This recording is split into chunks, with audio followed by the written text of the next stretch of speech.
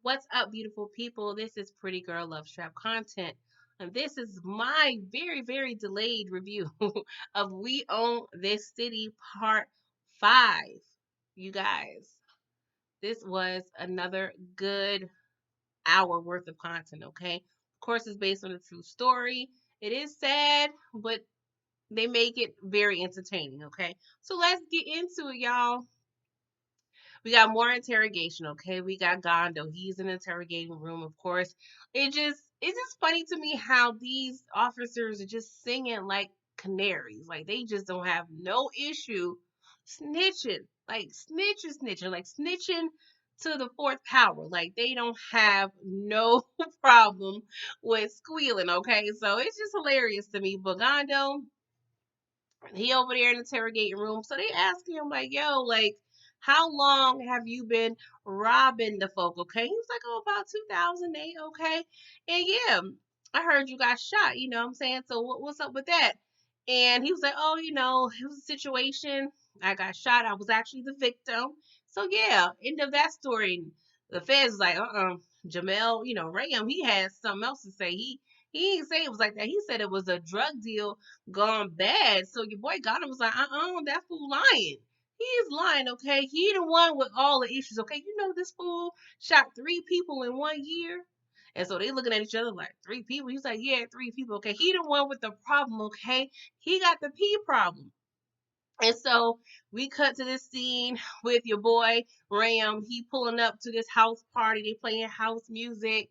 And yeah, I was listening to the song and I was like, the chorus is it's very obscene. The words were shake that A girl, get that C wet. I'm like, oh, this is what we doing? This is what we doing, okay. So we see him, and apparently this side chick he has because he's married. And yeah, apparently she's been sliding him names of some possible leads of people to rob and what have you. So I'm like, oh Lord, did they find her?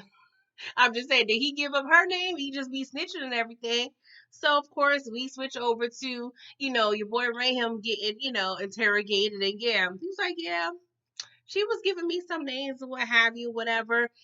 Then we come back to Gondo. Okay, Gondo, he was like, yeah, well, Palmier, he actually helped cover up one of Raham's, murder situations. And so they looking like deputy commissioner.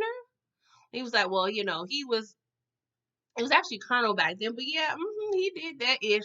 So they looking like, Lord, is more people involved? I'm like, yeah, girl, everybody corrupt up in here, okay? Corruption does not discriminate.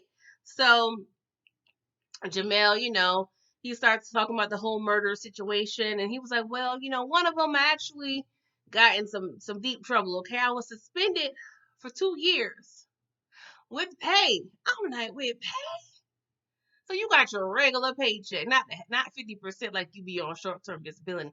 You got a regular pay for 2 years. So you was pretty much on vacation for 2 years for killing folk. Where they do that at? I tell you where. Baltimore, okay? Not Baltimore, but Baltimore, all right? And so they was like, what happened after you got suspended? They was like, oh, of course, they transferred me to the gun trace task force, okay? Because yeah, that's what I deserve.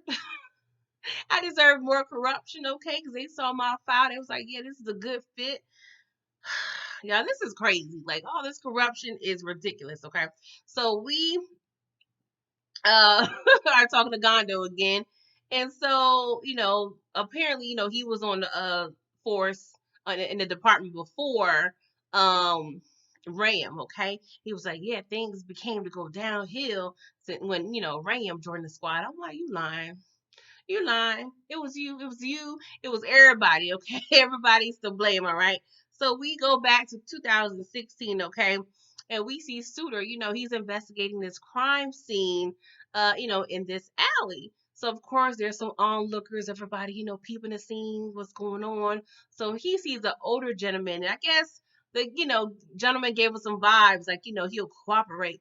So, the guy was like, how you doing, officer? Like, what's up? What you want? Why you in my face? And so Suter was like, what, did you, know the victim? Like, is there anything that you can share? He was like, I ain't talking to you, fool. Like, I done grew up around here. I am not spilling no beans, even if I did have any information on, okay? And so Suter was like, you know what? I'm not regular police. I'm, a detective. I'm in the murder unit. He's like, I don't care. You was probably one of those jump out boys where you say, yeah, I did that for a while. He was like, yeah, exactly. I don't trust now one of y'all. Okay. So I ain't talking to the police.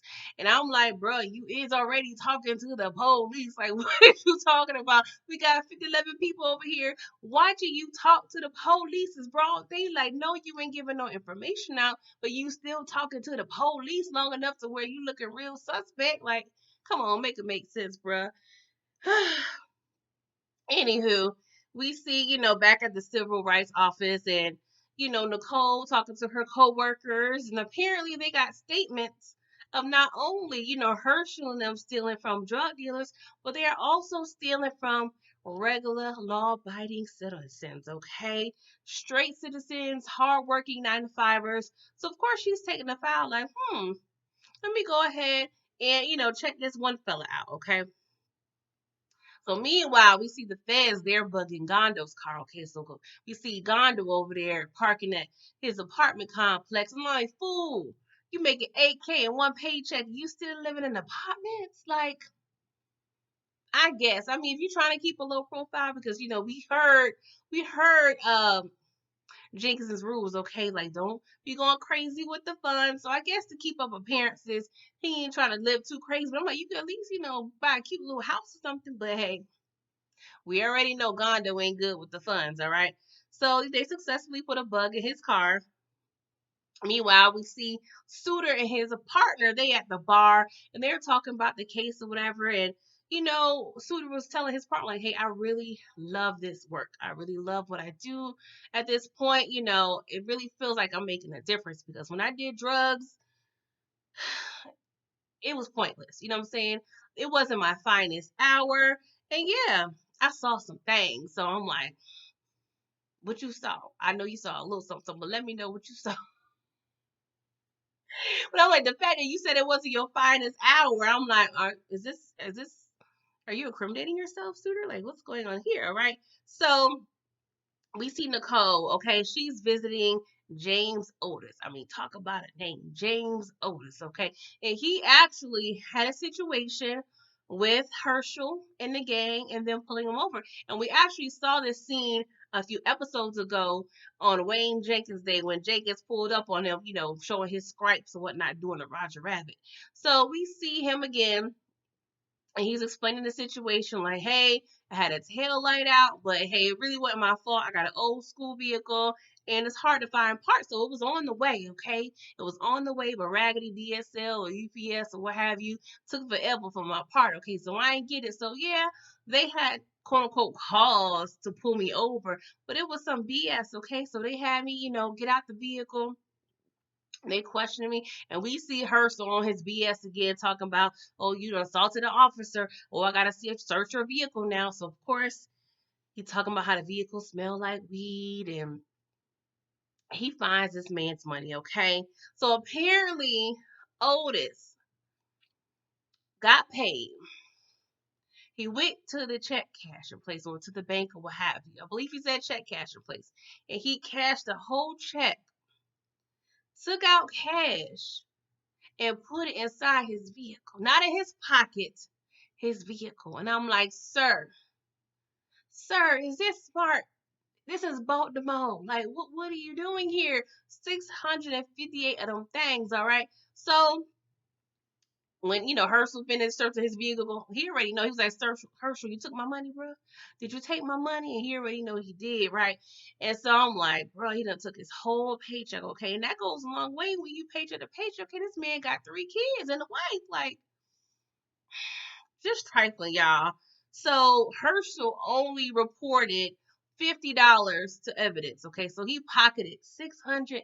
Okay, I'm like, hey, you couldn't round it off, but okay, whatever. So apparently Otis went to jail for 2 days.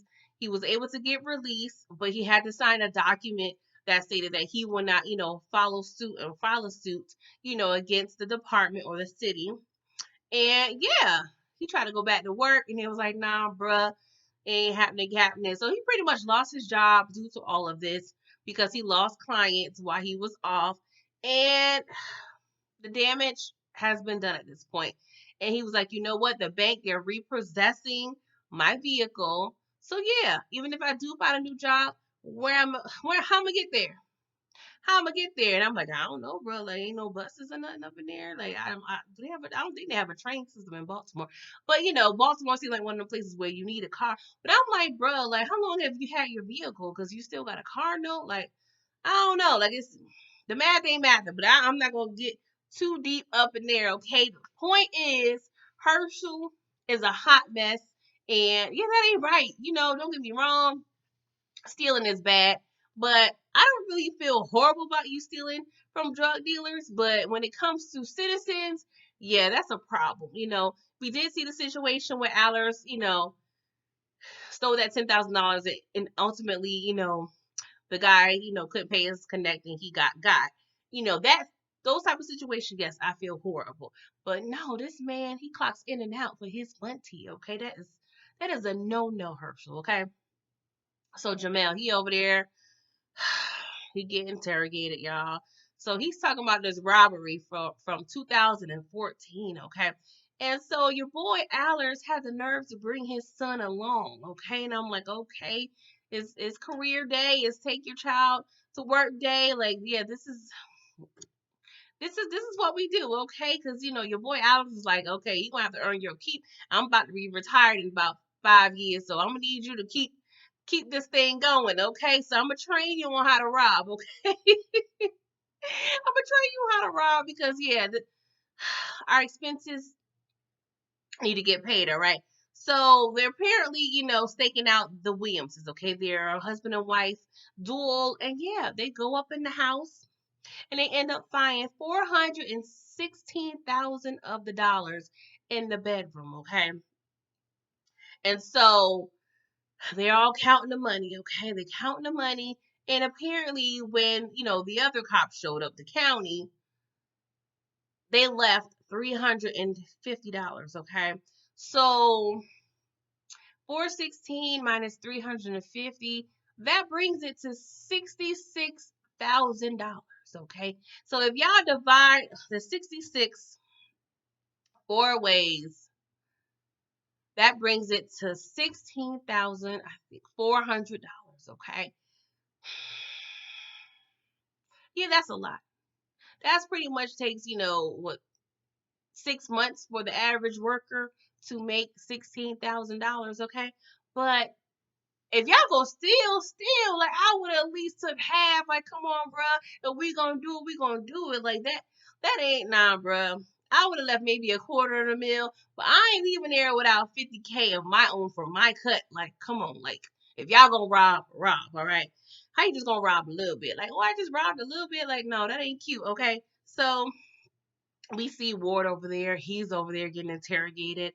And, they're asking him, like, what's the difference between Allers and Jenkins? Like, did you see a difference, a change in management in terms of their style? He was like, no, all of them steal. But Jenkins, he be stealing. Like, he be dealing the drugs and everything. It was like, ooh, for real? It was like, yeah. So, he was like, well, I don't really work with Allers like that. That's just what I heard, what I heard on the street. So they're discussing, the whole squad. And yeah, he was like, so what do you know about Kestopoulos? He's like, oh, K-Stop, oh, cool white boy. Yeah. Yeah, your boy Jenkins was really trying to groom him, okay? And K-Stop looked up to Jenkins like no other, okay? And yeah, he loved the man, okay? So we see Jenkins over there drinking Mike's Hard Lemonade on patrol. And he over there singing. Mind Playing Tricks on Me by Ghetto Boys. Okay, K-Stop just think it's the greatest thing in the world.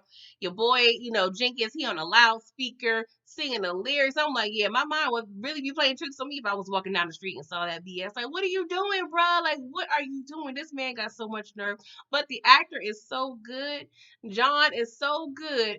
You low key really be liking him. So it's like, I should be pissed, but he's funny. Like, he's done a superb job in this role, okay? So they was like, okay, what can you guys tell me about, K-Stop? Like, oh no, he's like, nah, he's a good cop. He was a really good cop. Yeah, I ain't got nothing to worry about him, okay? So we see Jenkins over there.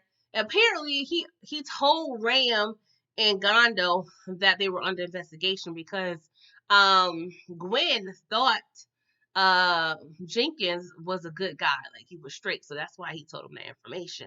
So I'm like, okay, that's kind of interesting. And so we see, Ward, we flash back and Ward giving Gondo the rundown on Jenkins. He was like, Jenkins cool, like he a bomb behind boss, like, what I'm saying, we came in at 2 and left at 4, and we clocked 6 hours of OT. Like, like you can't do nothing better than that. And I was like, I ain't gonna lie, that's tempting. Like, if I had a boss like that, yeah, that'd be cool. That'd be cool. Like, for real, that sounds like a good little plan right there. Okay, I mean, allegedly. Okay, I'm just joking, y'all. So we see the commissioner. He over there reading the consent decree, and Gondo and Reyes, they on the phone, and your boy Gondo was like, bro, my last paycheck was $8,000. 8K, man. This boy Jenkins, he off the hook. He off the hook. And they going back and forth. And your boy Gondo, of course, he got a bug in his car, so he just blowing up the whole spot. And so I'm like, dang, 8,000. And if I'm thinking this is bi-weekly, so if you getting paid twice a month, you clocking 16K. Yeah, that sounds good. That sounds real good. Okay. So yeah, we going back 2015, 16, and yeah, there's a whole wiretap situation, and apparently we're going and looking into a whole nother robbery, okay? And this is the Hamilton situation, okay? And so apparently the crew put a tractor on Hamilton's vehicle, and they pulled him over because they got a tip that he is, he got some weight, he got some money on him, okay? So they pulled him and his wife over. They found a knot of like 3,500. So Jamel's like, yeah, I took that. And so there was like a question to him, like, yo, where the money, where the drugs at? Where the money, where the drugs at? He was like, bro, I don't know what y'all talking about. I don't know nothing about that. So apparently they took him to an office, and your boy Jenkins was perpetrating as a federal prosecutor, okay? And they are in this rinky dink office with wood paneling, look like, the little rundown trailers that be in schools, when the classrooms are overfilled and overflowed, and you got the little old school trailers as you're using as classroom. Like, that's what it looked like, a little real rinky dink. And we got, Herschel, Gondo, and Raham, they, behind him. This looking real unofficial. And your boy Hamilton was like, bruh, like, I don't know nothing about what y'all talking about. Like, leave me alone. I ain't got nothing to say to you. I don't sell no drugs, okay? I sell cars and I gamble. That's where my bread come from. And your boy Jenkins was like, nah, you got priors, bro. Like, you definitely selling them drugs. Of course, because he black. He is no other way where he can make money, okay? But the racism, whatever. So Jenkins, he was like, well, I'm gonna ask you, do you have drugs at the house? Like, let a brother know. And he was like, nah. He was like, okay, we're gonna go up to that house. So Herschel and Gondo, they found drugs, and he's telling like, bro, like, I earned this money legit. And this is a pretty nice house. This is a low key, a mini mansion, okay? And so they found a couple 100,000 in this house, okay? But they only put 50K on the report, okay? And county department showed up, and yeah, again, we done skimmed some money off your boy, okay? So they stayed after the county police left, and so Jenkins proceeded to still grill him, like, bro, like, if you ain't selling drugs, I know you know somebody who sells drugs. I know you have a connect. come on. And he low key tell him like, yo, if you don't tell me, I'm gonna frame you. Like it'll be one day when you find some keys in your backyard, and I ain't gonna know what had happened. And so we see Gondo and Rayon looking at each other like Wayne low key on some BS. Like, but they all about the money, so they gonna let certain things slide, okay? And so Hamilton, he was like, nah, bruh, I don't know what you're talking about. Like, get off my case, okay? And so, Jamel, we come back to him and being, interrogated.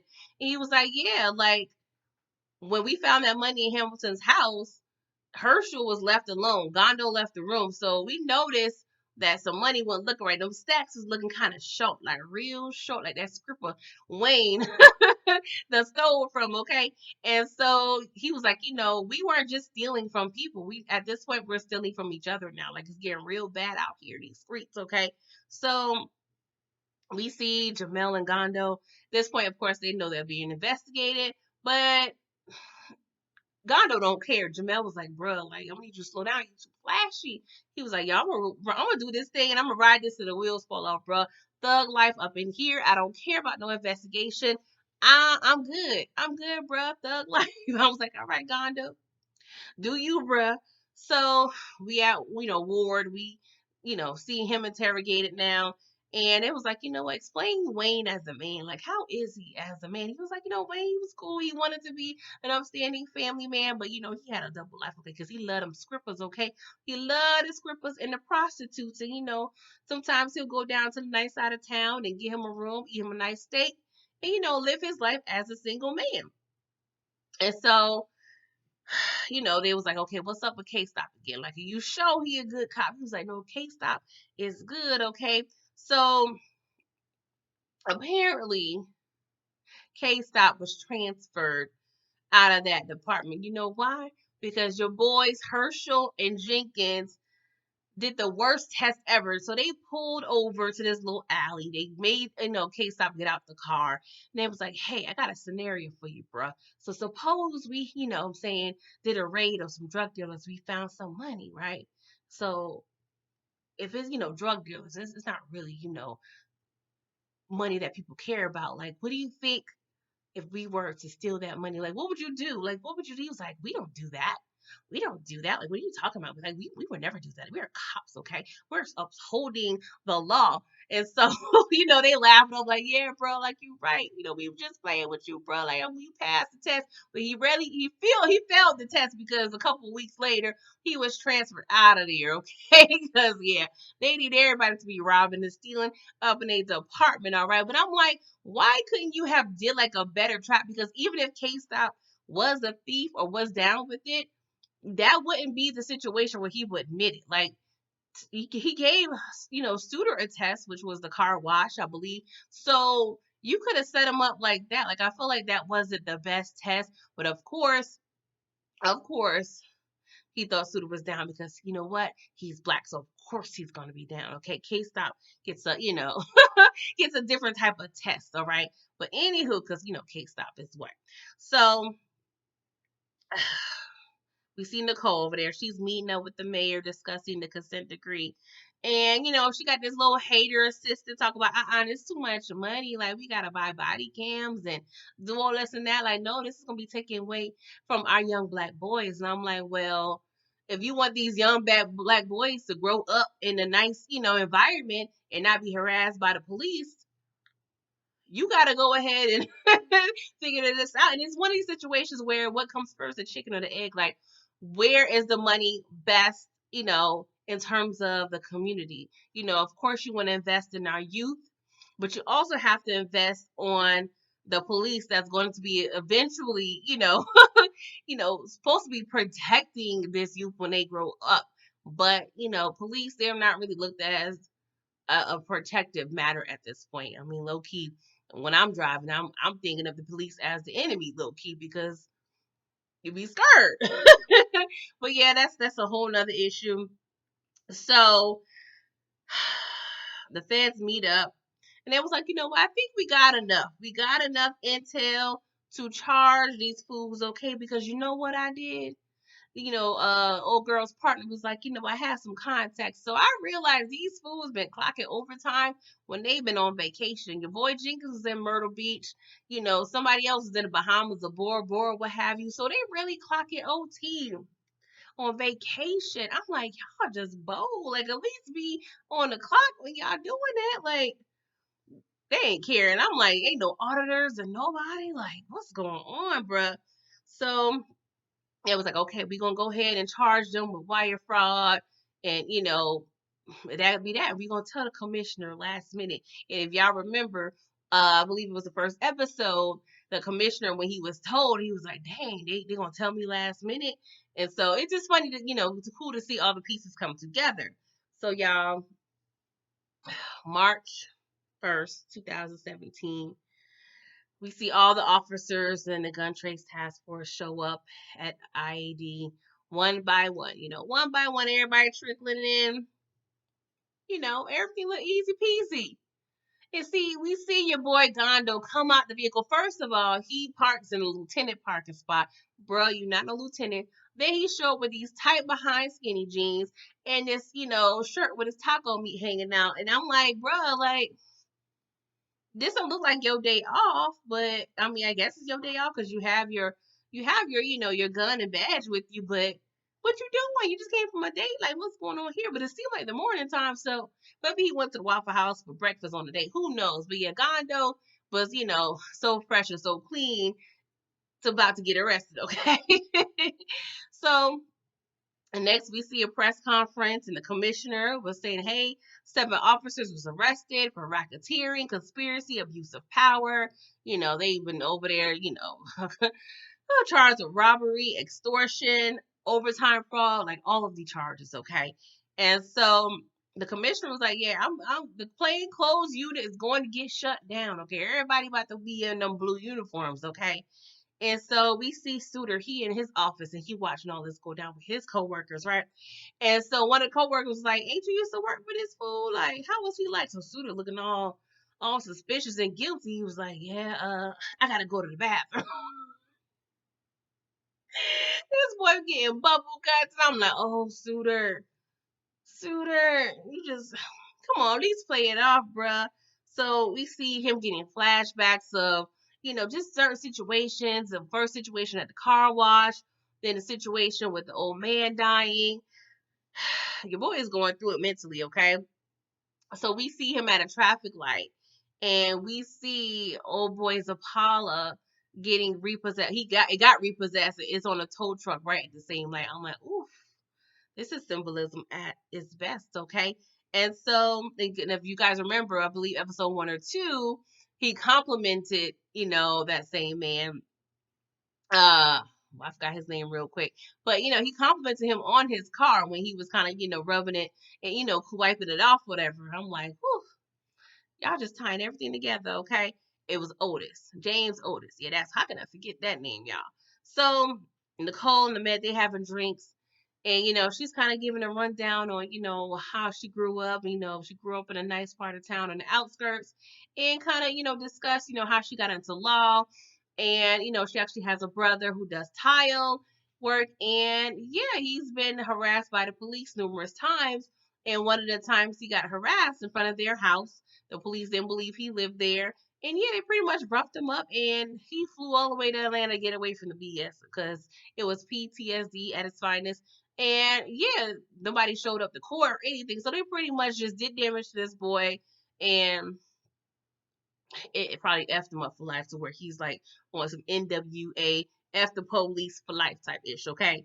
So we see Suter in bed, his heart racing and just he's sweating.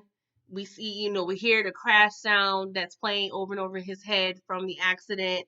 And he's checking on his family. He's looking at pictures in his house, and you can tell he's reflecting. He's looking at the window, and your boy, his heart is real heavy. Okay, so Suter is really going through it. It seems like he's contemplating a lot of things, but yeah, y'all, that was the end of the episode. Okay, so what did you guys think about part 5? Let me know in the comments. Please like this video and subscribe to my channel if you're not already a subscriber. Until next time, deuces.